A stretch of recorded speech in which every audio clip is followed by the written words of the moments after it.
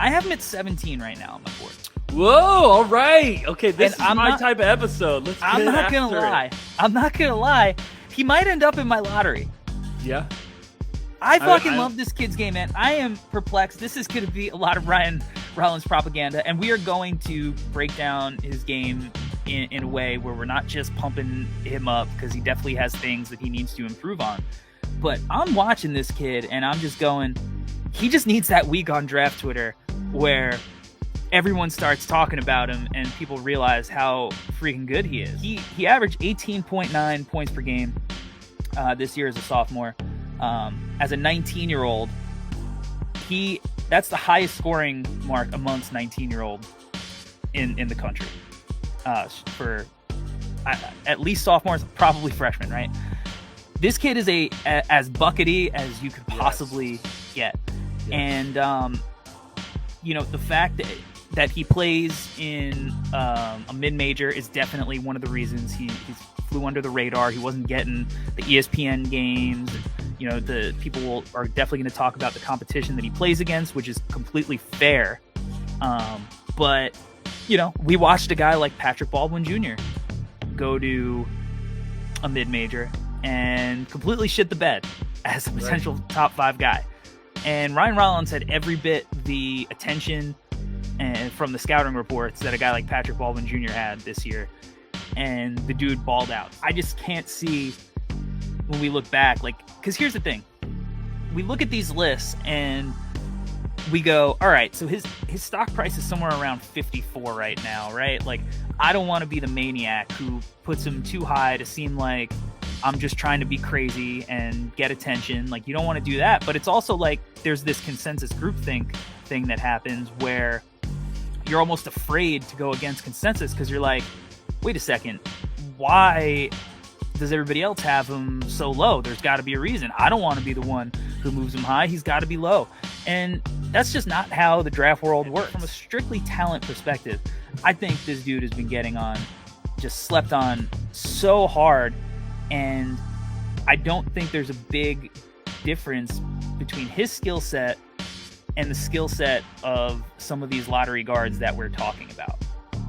When you do this long enough, as me and you have done it, when you're evaluating prospects and you get to a point where everyone gets nervous about going against the consensus, like you're saying, but there also gets to a point where when you put in the work, when you put in the time and you see a guy, you go all in. You say fuck it, I'm in. Let's go to war. I don't care if people have him ranked in the 45th part of their boards.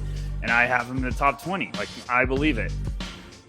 And, something I like to do when I'm watching guys and I'm now, I've been watching them all year, but now is where I get okay, full slate, let's get real deep into it.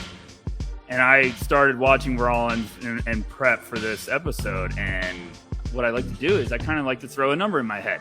Where would you take him right now? And right as I got into it, I was I'd take him the first. I was just I would take him in the first round. And then as you watch, I kind of like to go, okay, am I above or below that line?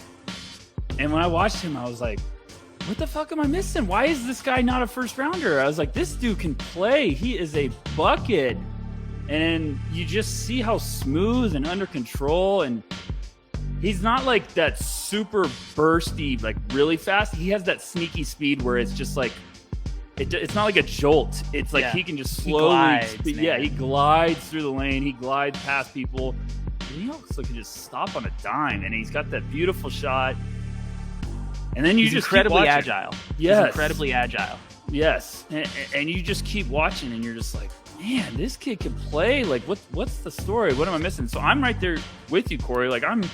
I'm halfway to jumping on that island with you because the more I watch him, the more I'm this dude could be a steal. This could be a highway robbery. I mean, what's going on? What am I missing? If you can play and you have the potential to stick in the league, we should relish that. We shouldn't be penalizing you because you're playing at a smaller school.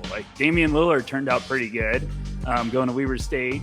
CJ McCollum at Lehigh. There's just these guys that, they have that bulldog mentality from not going to big schools. And Rollins, when he declared in the video interview with Shams, he mentioned that CJ McCollum's a guy he looks up to, and he wants to be that next guard from a mid-major who comes out and makes an impact. And if I think he's got a good a shot as anybody as from a strictly talent perspective. And look, the thing about the draft, where like if you really feel a certain way about a prospect, like go for it, is like we're gonna look at these boards, and here on this podcast we'd like to look at the consensus feeling on these guys and try to match it to what we're seeing on the film and whether we agree or disagree. But like consensus is always wrong. Like it is. It's always wrong. Like every year you're like, these are the top 5 guys, and then you get guys who don't pan out, and there's a myriad of reasons. It's maybe they got hurt early, maybe it's the play style didn't fit, maybe they had a bunch of veterans in front of them. It could be any number, or maybe the talent, the evaluation was just wrong, right? Like there's a number of reasons why guys don't hit.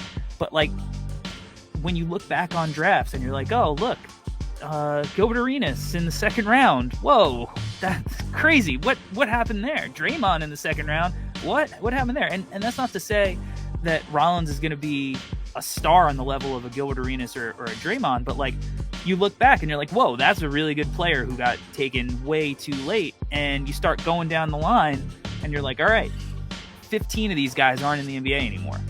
Right. So whatever the consensus feeling is, it's okay to feel otherwise, because chances are whatever the consensus is feeling in the moment is gonna be wrong.